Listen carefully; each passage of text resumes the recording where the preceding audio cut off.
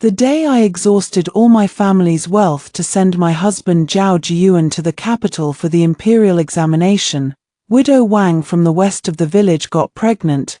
Half a year later, Zhao Jiyuan passed the exam as a jinsha and returned home in glory, yet he didn't even step into our house. Instead, he went straight to widow Wang's place. I waited until midnight before he came back, reeking of alcohol, without a single word of explanation. He pulled out a divorce letter and threw it at me. Unwilling to accept this, I clung to him relentlessly, insisting on finding the village elder to judge right from wrong. Enraged, he tied me up in a fit of anger, threw the wigs I made onto me, and said in a cold, disgusted tone, "Qiu Nanshi, if you hadn't been making these wigs every day, bringing me bad luck with your stench, I would have ranked among the top 3 with my talent. To tell you the truth, the child in Wang Yue's belly is mine. Now I have a promising future, a wife, and a child. Only you are redundant." With that, he stuffed my mouth tightly, lit the wigs on my body without hesitation, and burned me alive in the room. When I opened my eyes again, I found myself back on the day I sent him to the capital. In front of me, Zhao Jiyuan held my hand, smiling obsequiously with tears in his eyes. "My dear wife, give me the travel money. It's getting late, I must set off." Travel money, not a single copper coin. Zhao Jiyuan was stunned, his eyes filled with confusion. Thinking he had misheard, he asked tentatively, "My dear wife, what did you say?" "I said I have no money, none at all. If you're leaving, hurry up, otherwise, it will get dark." After speaking, I went back into the house to continue my work. Ignoring him, Zhao Jiyuan immediately followed, snatching the wig I was crocheting from my hand. He abandoned his previous gentleness and said impatiently, "What do you mean by this? Didn't you take on work for the wealthy official Du in the city a while ago, and he gave you a lot of silver? You promised to give it to me for the journey. I could have let it slide." But his words brought back a flood of memories from my past life. To fund Zhao Jiyuan's studies, I had worked desperately to earn money. Making wigs was my family's heirloom craft, but it was also delicate work. To earn those few taels of silver, I crocheted from dawn till dusk, unwilling to spend money on lamp oil. I had to feel my way through the work by moonlight. I crocheted all winter long, my hands covered in frostbite and my eyes damaged from overwork, yet I only earned 20 taels of silver. Zhao Jiyuan had weighed the money bag and muttered, "My dear wife, after working so hard for so long, you only earned 20 taels. That's not even enough for instays. Do you want me to starve to death?" Helpless, I had to take out the ancestral jade hairpin my mother had left me. "This jade hairpin is an heirloom.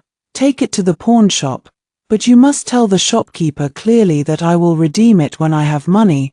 Zhao Jiyuan's face lit up instantly. He grabbed the hairpin and ran out, promising eagerly, but not a single word of it stuck in his mind. To this day, he had never told me which pawn shop the hairpin had ended up in. Now, I looked at him coldly and said firmly, "You know how hard I worked for that money. Since I earned it, I make the decisions. Now I don't want to give it to you." He was lost for words, unable to refute. He could only point at me furiously and mutter, "You ungrateful woman.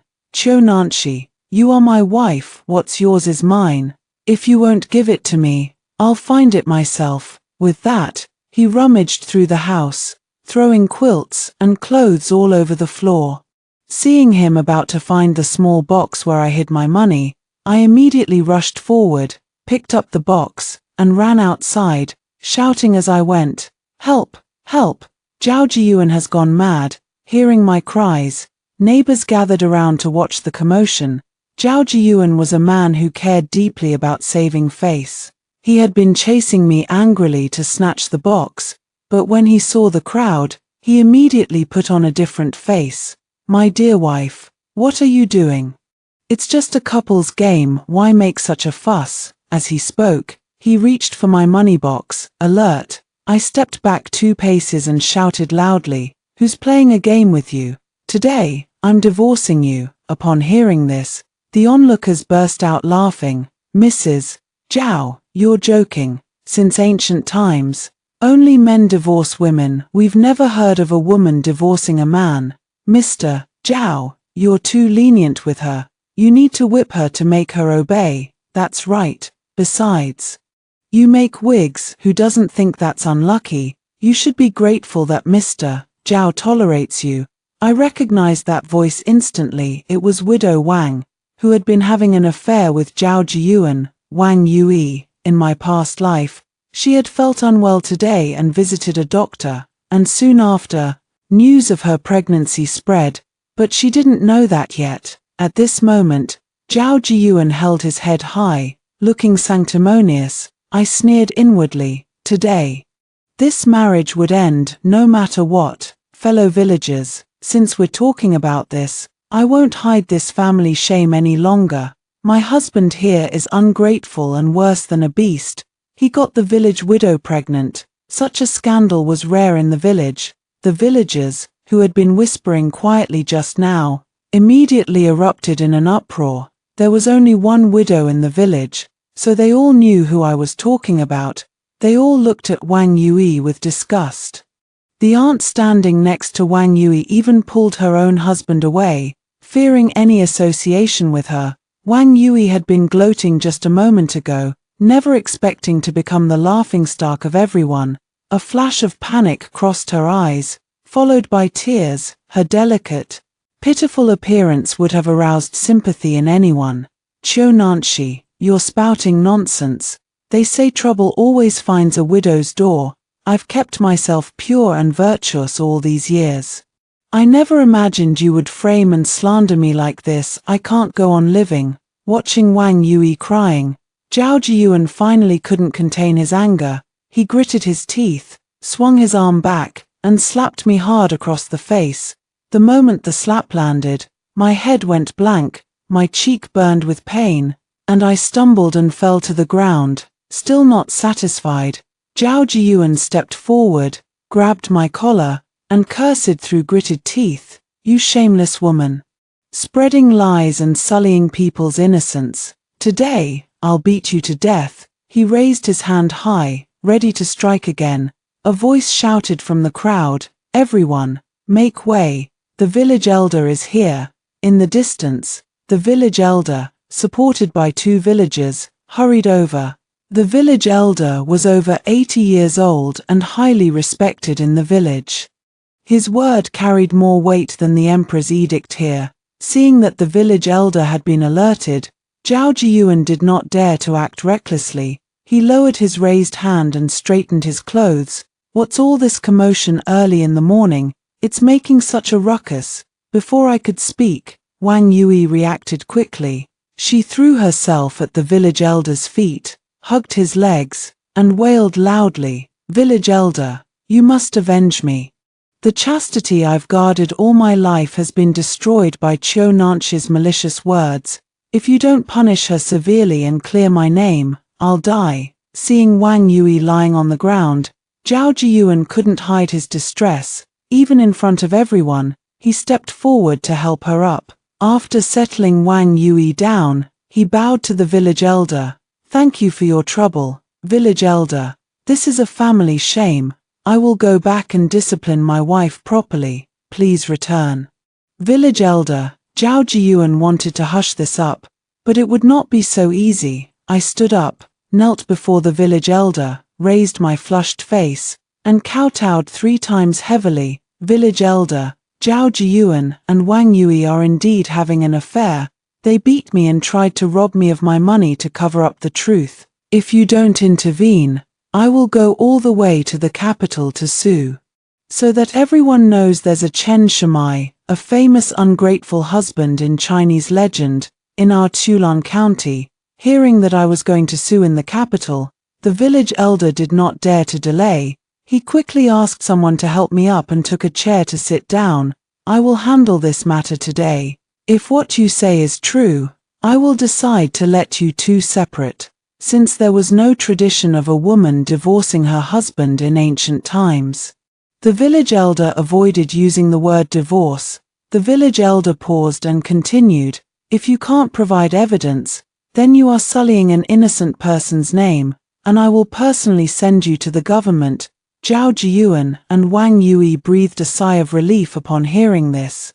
Standing aside as if watching someone else's business, they were certain that I could not produce any evidence. I stood up, scanned the crowd, and immediately spotted Dr. Zhong, the village doctor. Now that everyone was here, it was time to begin. "This is simple. Just let Dr. Zhong come over and check."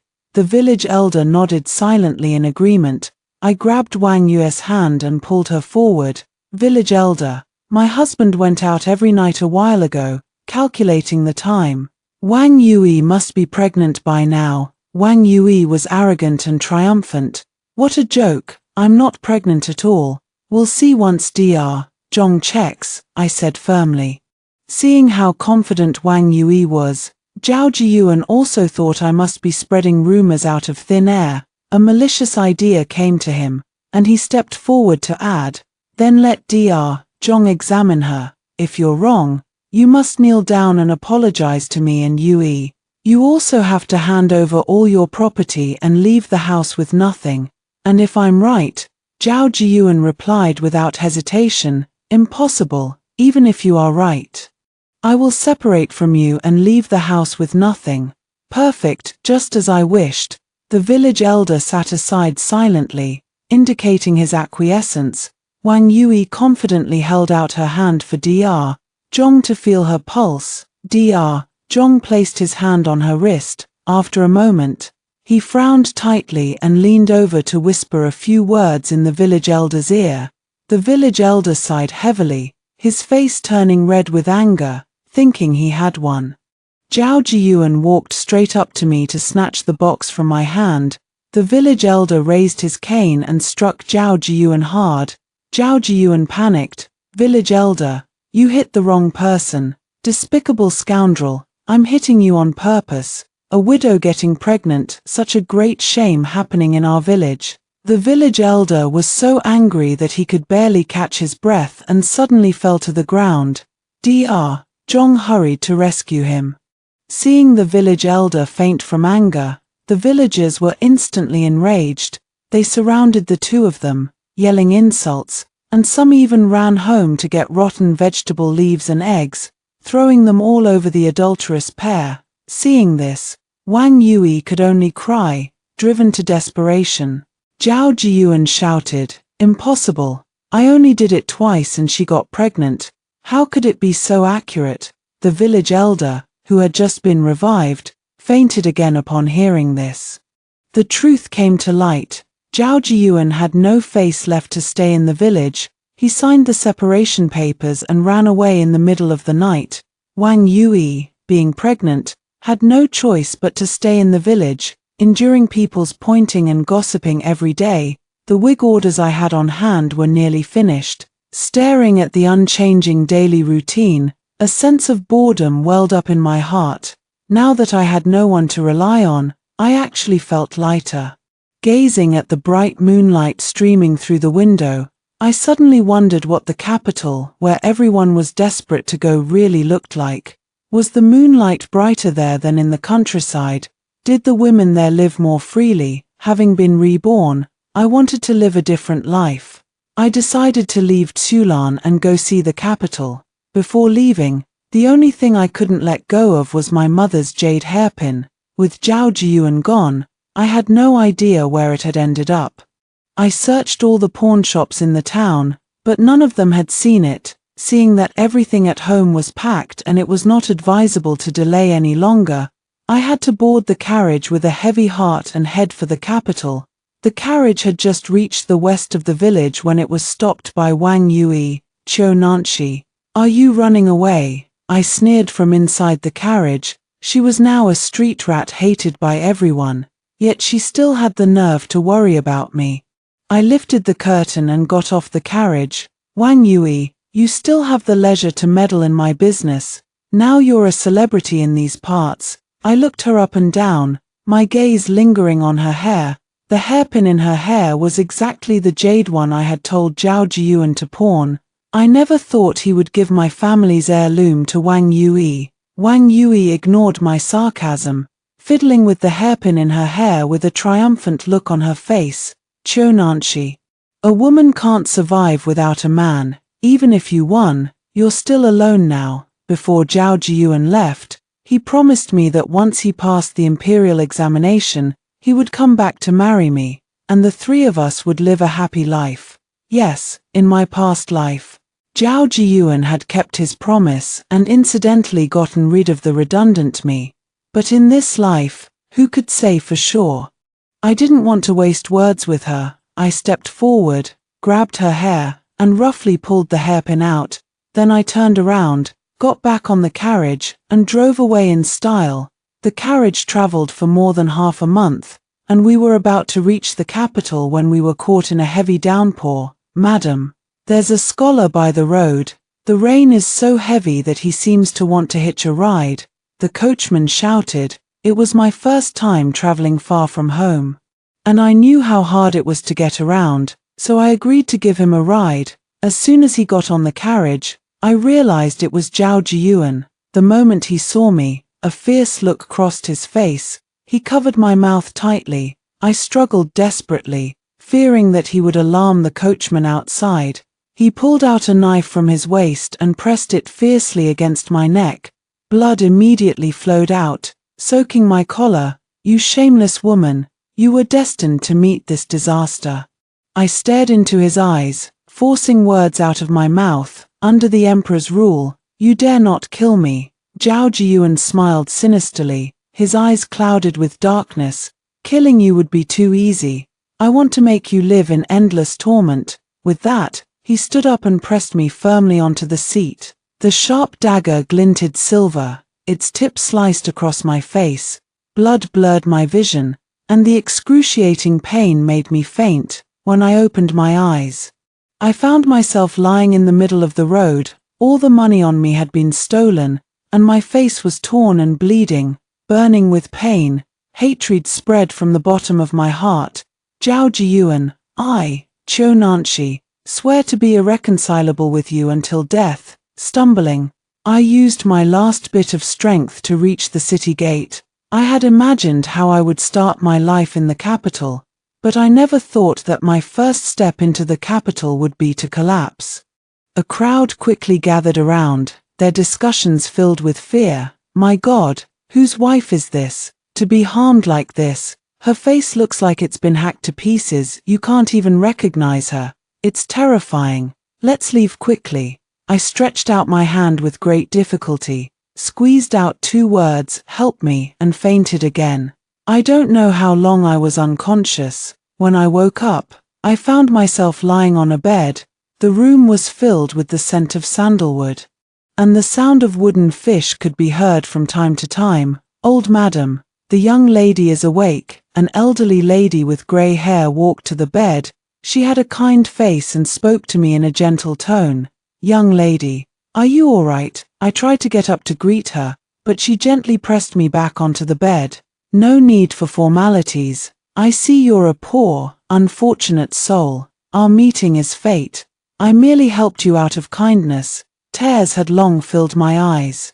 Looking at the lady in front of me, I couldn't help but think of my mother. If she were here, how good it would be. Just as I was feeling sad, a sharp pain came from my face. I instinctively raised my hand to touch it. The old lady immediately held my hand down. You must not touch your face, young lady. If you get through this month, there may still be a chance for it to heal. The old lady kindly took me in until my facial injuries healed. The little maid taking care of me said that this was the Nanbour Marquis mansion, and the old lady was the mother of the Nanbour Marquis. She had found me at the city gate on her way back from burning incense at the temple and had saved me when she saw that my life was in danger. The days of recovering from my injuries in the Nanbour Marquis mansion were a mixture of pain and joy. I had nothing to offer except skilled hands at styling hair. The young maids in the mansion all wore simple single buns, which were convenient for work but lacked the vitality of young women.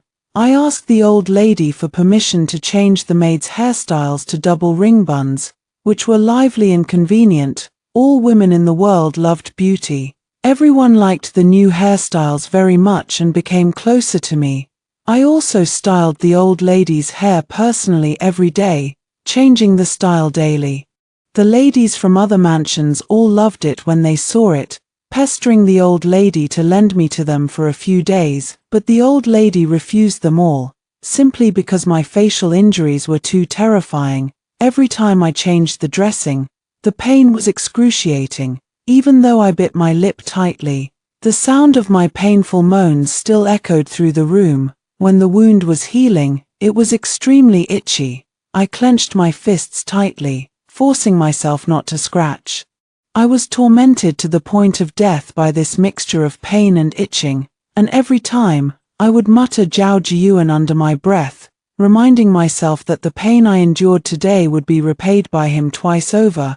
I had planned to stay for a month and then leave, but the old lady insisted on keeping me for 3 months. I wanted to take revenge on Zhao Jiyuan, but now I had no foundation at all, and I didn't even know where he was. I couldn't delay any longer.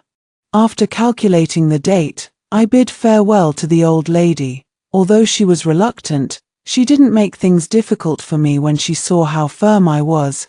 Child, I know you have hatred in your heart and your own plans, but remember, if there comes a day when you need the Nanbua Marquis mansion, don't hesitate to come to me. I knelt and crawled to the old lady's knees, tears streaming down uncontrollably, and kowtowed 3 times heavily on the ground. Old madam, once I avenge my grievances one day, Nanshi will be your ox and horse to repay your life-saving kindness.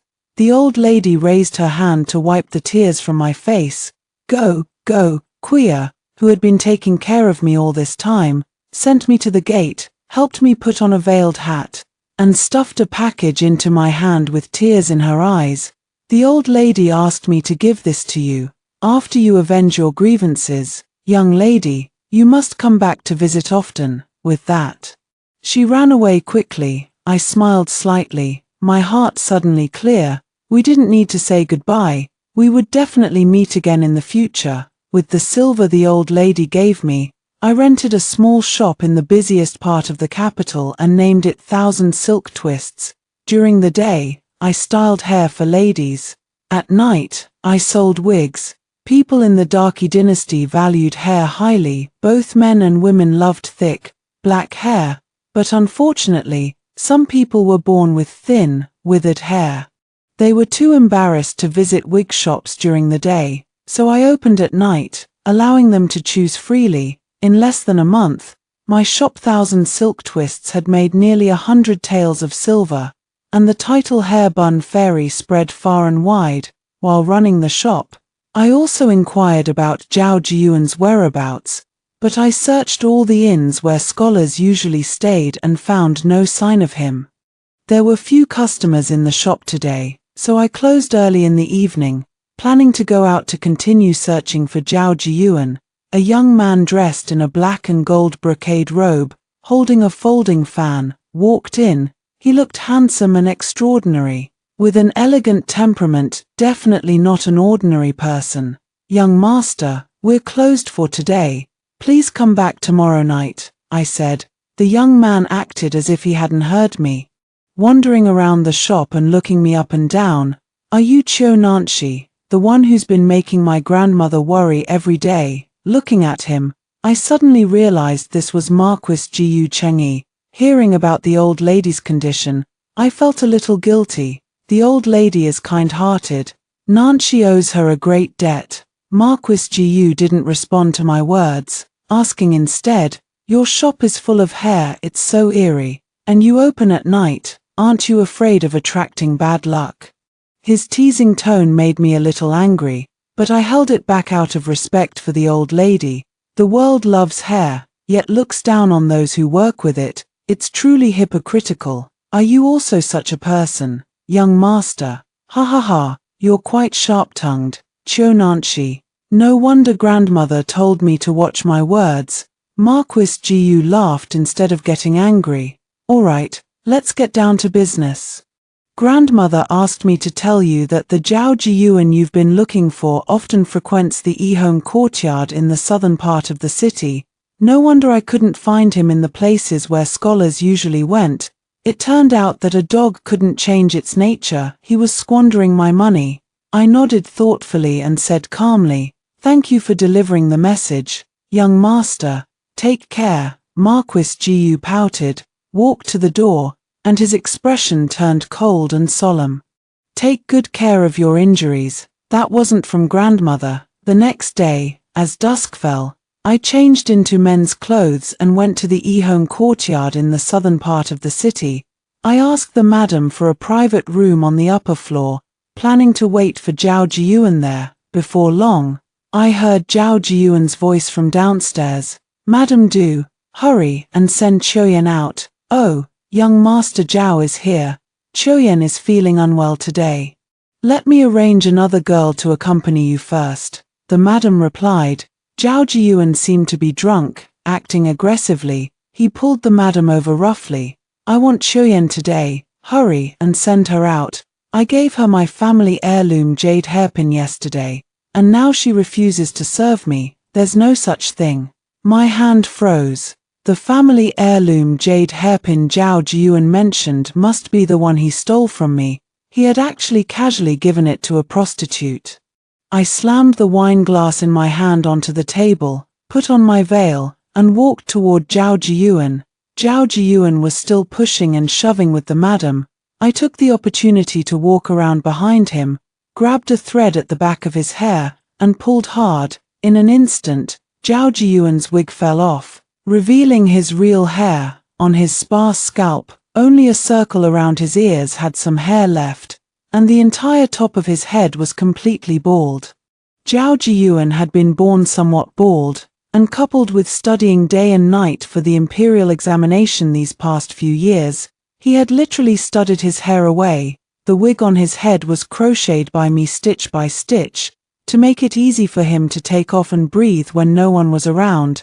I had left a thread at the back of the wig. A light pull would undo it immediately.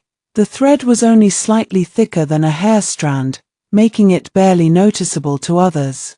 As soon as his hair fell off, it instantly attracted everyone's attention.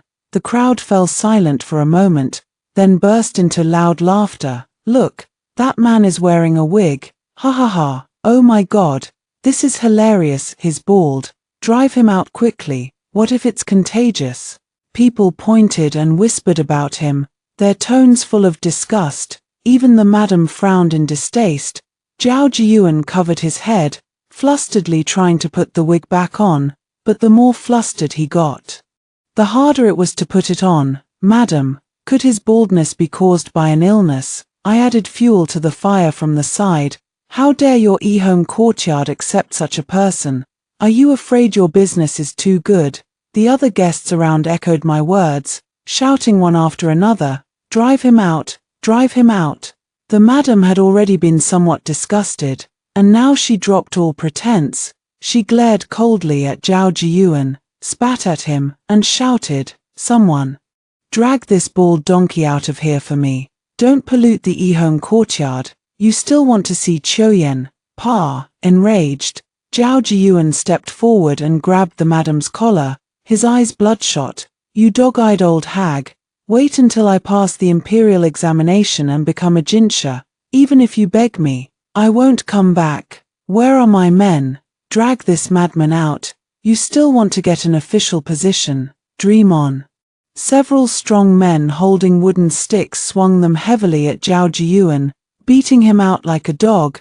Zhao Jiyuan was beaten until his head was bleeding, cursing as he left. I walked up to the madam and threw her 20 taels of silver. "I want to see Qiuyan." The madam's eyes lit up at the sight of the money. She grinned and led me to a private room on the second floor. Inside the room, the girl named Qiuyan was pouring wine for a guest, but the guest looked somewhat familiar to me. Sitting in the inner room was none other than Marquis Jiyu Chengyi. He seemed to have expected me to come. When he saw me, he stretched lazily, like a cat. "I knew there would be a show today. Thank you for the entertainment, Miss Qiu." I ignored him and walked straight up to Qiuyan. Miss, the jade hairpin that Zhao Jiyuan gave you earlier is mine. Name your price, I want to buy it back. Chuyan winked at me and glanced at Jiyu Chang'e. Presumably, the hairpin was already in his hands. Looking arrogant, he took out the jade hairpin from nowhere and played with it in his hand. Marquis, this jade hairpin is my family heirloom. Please return it. You ignored me earlier, and now you're coming to me. I stared at him coldly, not in the mood for his games. He also sensed that he was being a nuisance. So he sat back down at the table awkwardly and waved his hand to signal Chuyan to leave. We were left alone in the room when he spoke again. His tone had a hint of pleading. I was going to return the jade hairpin to you anyway. But in the future, when you have other plans, can you take me with you? Jiyu Chang'e had grown up in a life of luxury and had no idea what hatred was. Although I didn't like him, I didn't want him to get involved in my dirty business. I took back the jade hairpin, deliberately kept a distance from him, and said coldly, Marquis, you should spend your time filial to the old lady. I'm not used to others meddling in my affairs. With that, I walked out of the Ehome courtyard. Now that I had found Zhao Jiyuan, I ordered someone to keep an eye on him day and night. With my current abilities, I wasn't strong enough to kill him completely and justifiably. I needed a powerful backer. After much consideration, I decided to get ahead of Zhao Jiyuan and curry favor with the third prince. It was spring, and I heard that the annual spring banquet in the palace was about to begin. This was the perfect opportunity to get close to the third prince's mother, concubine Qing.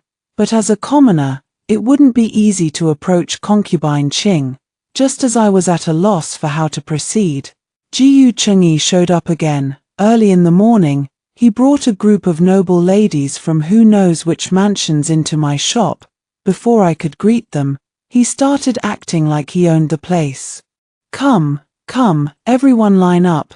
This is the famous hair bun fairy in the capital today. She will ensure you shine at the spring banquet. The group of noble ladies chatted away, filling my small shop with noise in an instant. Really, I've long heard that there's a hair bun fairy among the common people, so this is her shop. Hurry then, let's try her skills today. If she's good, we'll hire her for the spring banquet. When I heard spring banquet, I perked up immediately.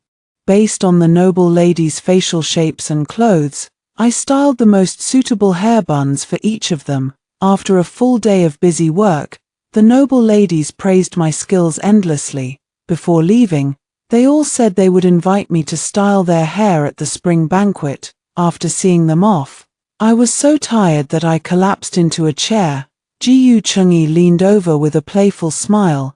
How about it? I'm useful, right? Looking at his expression, I couldn't help but smile and nodded slightly, acknowledging that he had done a really good job this time. Noble ladies were truly quick to talk. Within 2 days, a palace maid came to my door. Miss Chiu, concubine Qing summons you. My heart jumped for joy, but on the surface, I remained calm. I followed the maid into the palace. The tall city walls looked somewhat oppressive. The people in the palace were like birds trapped in a huge cage, well-fed and clothed, yet deprived of freedom for a long time. I couldn't help but shiver. Following closely behind the maid without daring to slow down my pace, the maid led me to Mingxian Palace, which was concubine Qing's residence. As soon as I entered the gate, I heard concubine Qing flying into a rage, with the sound of porcelain being smashed continuously. Useless servant, you can't even style hair properly. Someone, drag her out and give her 20 heavy blows with the wooden plank, your ladyship. This servant knows her mistake. Please spare my life, your ladyship. The maid being dragged out was about 15 or 16 years old, with a small frame. 20 heavy blows would surely kill her. I only remembered that the third prince was ruthless and cruel. It seemed concubine Qing was not easy to deal with either. I took a deep breath, composed myself, and forced myself to stay calm. I followed the maid into the room. Your ladyship, Miss Chiu is here. I immediately knelt down and bowed respectfully. Concubine Ching looked down at me from above, glancing at me disdainfully. I heard you're extremely skilled at styling hair. I'll see if the rumors are true. You saw what happened to that girl just now. My patience is limited. This commoner will do her best to satisfy your ladyship. She waved her hand, signaling me to step forward and style her hair. As soon as I touched her hair, I immediately understood the problem. Concubine Ching's hair was soft and fine. High hair buns couldn't hold their shape, while low hair buns were too simple and didn't suit her age. I styled a cloud bun for Concubine Ching, neither too high nor too low, that made her hair look thick and dense, matched with her elegant and luxurious accessories. It made her look both noble and elegant, yet lively and agile. When Concubine Ching looked at herself in the mirror, she immediately beamed with joy. Excellent. Truly worthy of the hair bun fairy. Reward her. At the spring banquet, the hairstyle I carefully designed for Concubine Ching made her stand out among the many concubines. The emperor summoned her to his chambers that night. Concubine Ching became more and more dependent on me, taking me with her to all important occasions. Time flew by, and in the blink of an eye, the spring imperial examination was over, just like in my previous life. Zhao Jiyuan successfully joined the third prince's faction. By this time, I had already gained complete control over Concubine Ching. I was just waiting. Jiyuan, do you remember me? Zhao Jiyuan looked up. His bloodshot eyes filled with shock. It's you. You're still alive. You're the one who ruined me like this. Looking at Zhao Jiyuan in front of me, scenes from the past flashed through my mind. The raging fire that devoured me in my previous life. The smell of burnt skin, I still remembered it vividly. And those countless nights of tossing and turning, enduring unbearable pain, the scars on my face, which would never fade in this life. Every single thing had left an indelible mark on my heart. Zhao Jiyuan, what you owe me can't be repaid even if you die 10 times. Someone, Concubine Ching said, his hair loss is contagious, cut off all his scalp. As soon as I finished speaking, the guards beside me stepped forward, took out short knives, and forcibly peeled off Zhao Jiyuan's scalp. Zhao Jiyuan's screams were so loud that they could probably be heard throughout the capital. He gritted his teeth and repeated my name over and over, as if he wanted to drag me to hell with him. I just watched him coldly, without the slightest fear, with his scalp peeled off, his blooded head exposed. Death was only a matter of time. I didn't want to give him a quick death. Letting him die slowly was the only way to atone for what he had done to me. Qiu Nanshi, you're so scheming. The third prince appeared beside me at some point. I replied calmly, Your Highness flatters me. I'm only sharing Concubine Ching's worries. The third prince snorted coldly, took a step forward, grabbed my chin tightly, and his eyes were fierce. You want to play the trick of killing someone with a borrowed knife? You're still too young. I'm not my mother, you can't manipulate me. What does your highness want? Then, I asked. Since you killed one of my advisors, you'll take his place. I heard you're very popular among the noble ladies of various mansions. Coincidentally, I need someone to infiltrate the inner circles of these mansions. His words were clearly related to the power struggle. Getting involved in the power struggle meant certain death. I must not join. But at this moment, the third prince was determined, and I had no other choice. Just as I was in a dilemma, a servant reported, Your Highness, the young Marquis of the Nanhua Marquis Mansion requests an audience. He says he's here to pick up his elder sister. The third prince looked at me and sneered, I underestimated you, Miss Qiu. Since the Nanhua Marquis Mansion is here to claim you, I naturally have to give them face. Let's go. Jiyu Chengyi is an impatient man.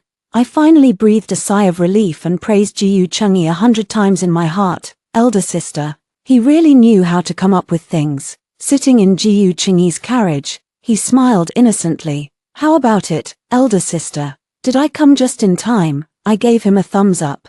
You did come just in time, but this title of elder sister can fool the third prince. But don't let it spread. I can call you whatever I want. Who can stop me? He had looked so shrewd just now, but now he was like a child again. Within 3 days, Zhao Jiyuan died in prison. Having avenged my grievances, I focused all my energy on the shop.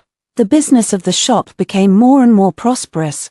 from commoners to the empress and concubines in the capital. No one had not heard of Thousand Silk Twists. In just 1 year, I opened 5 more shops in the capital. I transformed from Miss Chiu to shopkeeper Chiu. Jiu Chengyi always came to pester me at the shop, calling me elder sister non-stop. On the first anniversary of Thousand Silk Twists, I held a grand celebration in the shop. As I was greeting guests, an old man walked over from a distance, holding a baby in his arms. His figure looked somewhat familiar. When he got closer, I realized it was the village elder. The village elder was also greatly surprised to see me. He stumbled forward a few steps quickly. "It's you, Miss Chiu." I led the village elder to the inner room. His eyes filled with tears as he spoke slowly. "Miss Chiu, less than a year after you left, Wang Yui gave birth to this child. But she died in childbirth." Note: the original text had a duplicate sentence. Looking at Zhao Jiyuan in front of me, his hands holding mine, smiling obsequiously with tears in his eyes, which is logically inconsistent here, so it is omitted in the translation to maintain the continuity of the plot. But my time is running out. I came to the capital with my last breath to take a chance and find Zhao Jiyuan. I never expected to meet you. After speaking, the village elder couldn't stop coughing. He spat out a mouthful of blood on the ground and couldn't catch his breath. By the time the doctor arrived, the village elder had already stopped breathing. I sent the village elder's body back to his hometown and buried him on the back mountain of Chulan County. He had spent his entire life thinking about the people of Chulan. He deserved to return to his roots. I adopted the child and named him Shinan, Cherish Nan. From now on, my hairstyling skills would finally have a successor.